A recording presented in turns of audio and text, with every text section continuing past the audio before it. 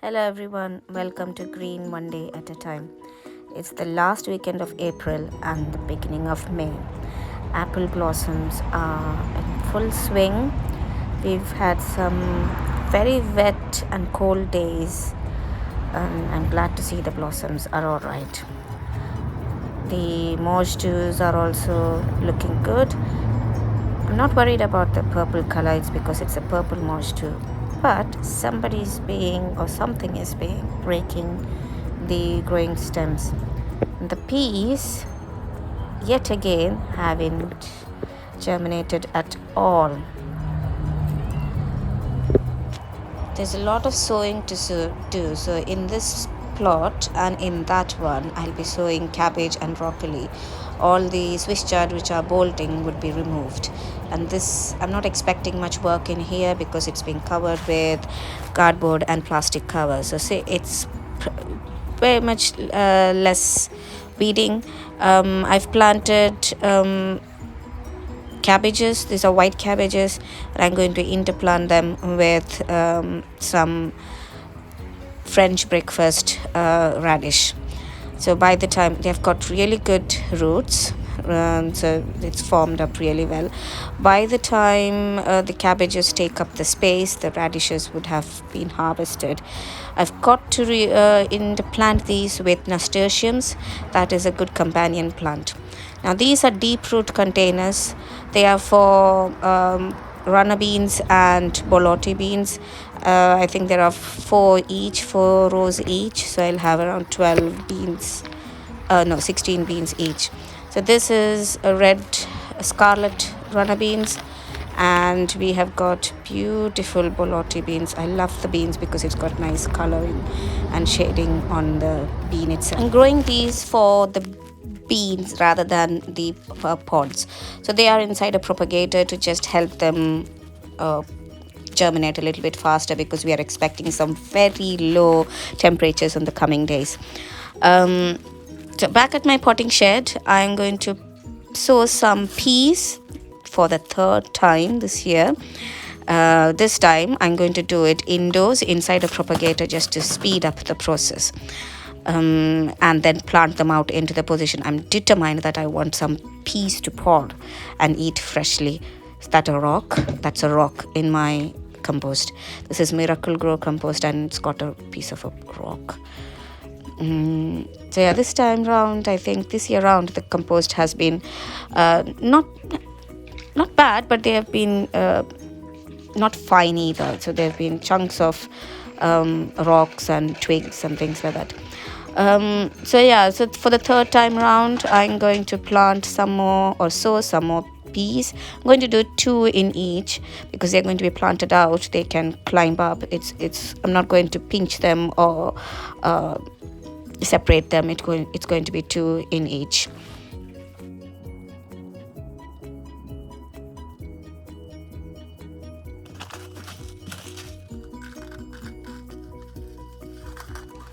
Now we've got some edamame beans or soya bean.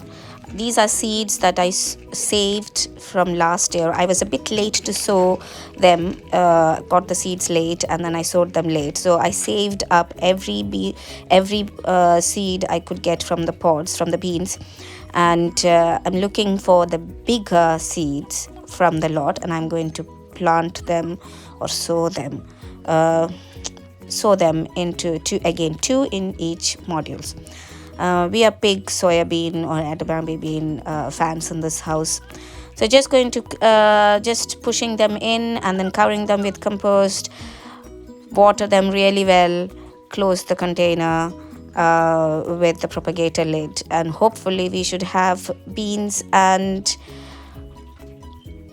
edamame beans and peas in a couple of weeks.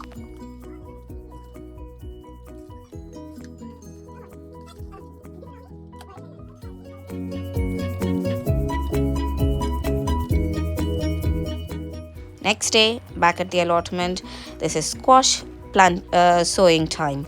We have plenty of them to do. So that is a new one I'm trying this year. It's called Buffy Ball squash. It is a winter squash, so I guess this would be a climbing version. Yes, and then this is from last year. This is a green pumpkin. I don't know what the name is. And I'm going to sow them in these big containers. They are these plastic containers where you can buy some chilies from the garden center. This is chappan kaddu, and the seeds, it's not mine, so the neighbor from the allotment has given them these. They're quite nice. They're like golf ball size squash. The seeds, that's not the color of the seed either, it's just painted red. I'm going to plant two in each, so if two germinates, I'll plant both out. Otherwise, the chances are at least one would germinate from it. See, they are very tiny seeds. I'm going to plant them. So always sow your squash seeds on the side, because it has one end where the root would come up and the other end where the growing point is. In order to avoid confusion, always plant them on the side. Now this is Tromboni squash. They look very nice when they're growing. They have like a bottle gourd kind of look, but with a shape. The seeds are much bigger than the seed that we saw earlier, the chappan kaddu. This is like double the size, yet I'll still sow two in it. Next is patty pan mix. New seeds from Thompson and Morgan, because my saved seeds did not germinate last year, so I didn't save any. I mean, it wasn't a viable seed, so I brought new ones.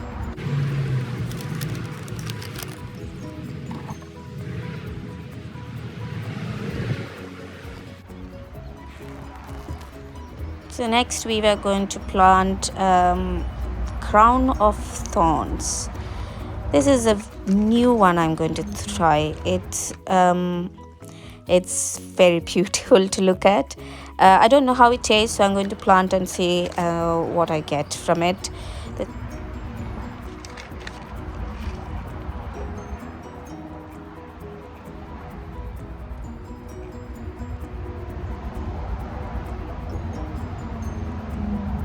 Always label them, because there's so many different varieties. When they all shoot up, you won't even know which one is which without seeing the fruit. So next is courgette varieties. 4 different kinds of courgettes to plant. Right now it is there's a green striped one, there is black beauty, there is golden, there is Dean is a round courgette. The other three are our normal sized. Courgette seeds are really big compared to rest of the squashes. The golden one is a yellow courgette. I had plenty of them last year. They tasted really good. Very nice plant to have. It says to have 2 plants for a family of 4. I've always had more, and I have frozen courgettes for winter use, so they freeze really well. Cut them into chunks or strips or wedges and freeze them to the need that you want, that you have. So I have always sown more courgette plants than 2 for a family of 4. That's the golden one. Yes, so we are planting 4 different kinds sowing 4 different kinds of courgettes. Again, 2 seeds in each module. So if both comes out, both germinates, I'll plant both out. If only one germinate, then it's just one.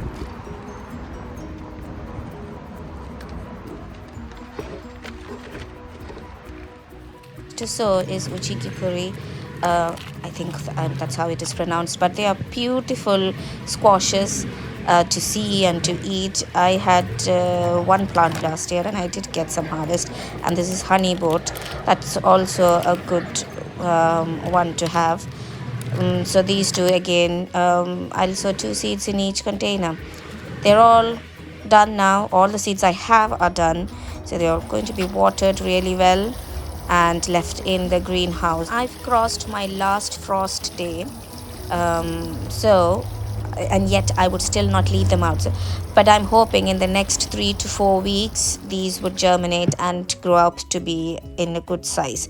there's more to sow. There's still runner beans is a emerald white, emerald, not emerald, white emergo runner beans, and the mooli, an Indian white long radish. I'll be planting that in a bucket. Then there is climbing beans and dwarf French beans to do, plus something new I'm going to try this year is asparagus pea and yard log French beans. The yard log French beans need to is been advised to be grown inside a greenhouse or a polytunnel, and that's what I'm going to try to just emulate the hot weather that it is used to. So let's see whether we can get that in and get some harvest out of it. It's a personal favorite of mine. So that's for this week, and I hope you've all enjoyed the sowing and the planting out of this week. See you next week. Stay safe till then.